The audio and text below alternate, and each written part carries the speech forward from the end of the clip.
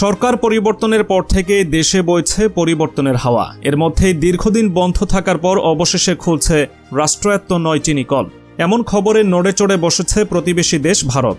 কেননা চিনি নিয়ে কৃত্রিম সংকট তৈরি করা ভারতে দাদাগিরি এবার ফুরোতে চলেছে।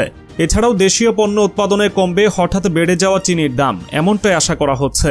এর মধ্যে আগামী ১৫ নভেম্বর আখমাড়াই ও চিনি উৎপাদনে যাবে নর্থ বেঙ্গল চিনিকল লিমিটেড। পর্যায়ক্রমে বাকি ৮টি চিনিকল উৎপাদন শুরু করবে। বিগত বছরগুলোর ধারাবাহিকতায় এই ৯টি কল চালু হলেও দীর্ঘদিন বন্ধ থাকা ৬টি চিনিকল চালুর কোনো উদ্যোগ নেওয়া হয়নি।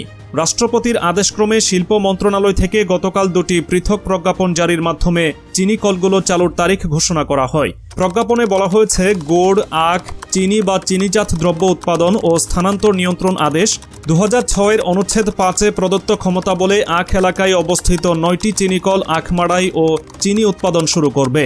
এর মধ্যে নাটোরের নর্থ বেঙ্গল চিনিকল লিমিটেড ১৫ নভেম্বর, রাজশাহী চিনিকল লিমিটেড ও নাটোর চিনিকল লিমিটেড ২৯ নভেম্বর এবং ঠাকুরগাঁও চিনিকল লিমিটেড, ঝিনাইদহের মোবারকগঞ্জ চিনিকল লিমিটেড ও ফরিদপুর চিনিকল লিমিটেড আগামী ১৩ ডিসেম্বর আখমাড়াই ও চিনি উৎপাদন শুরু করবে।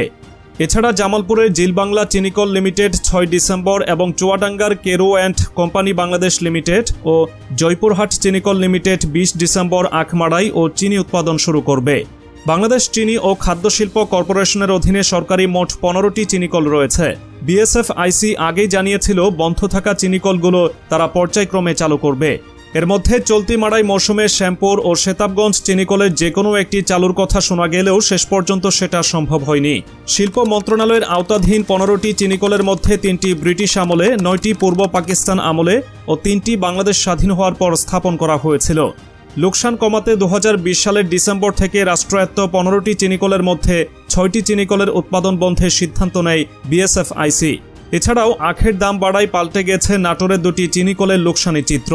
টানা ১৫ বছর পর গত মৌসুমে একটি চিনিকল মুনাফা করেছে ২০ কোটি টাকা, অপরটি লোকসান কমিয়েছে ৬ কোটি।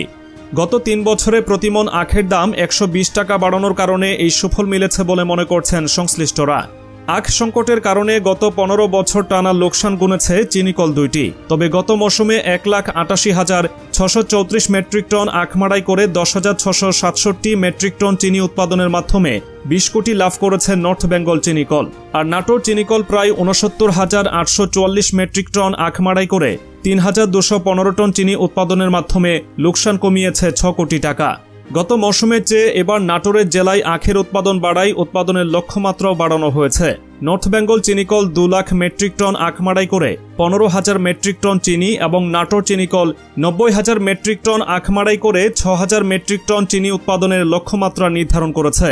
একদিকে আখের দাম বৃদ্ধি, অন্যদিকে নগদ টাকায় বিক্রি করার সুযোগ মেলায় নিজেরা গুড় উৎপাদন না করে চিনিকলে আখ সরবরাহ করছেন। কৃষকরা বলেন, আখের দাম মন প্রতি ১০০ থেকে ১২০ টাকা বেড়েছে।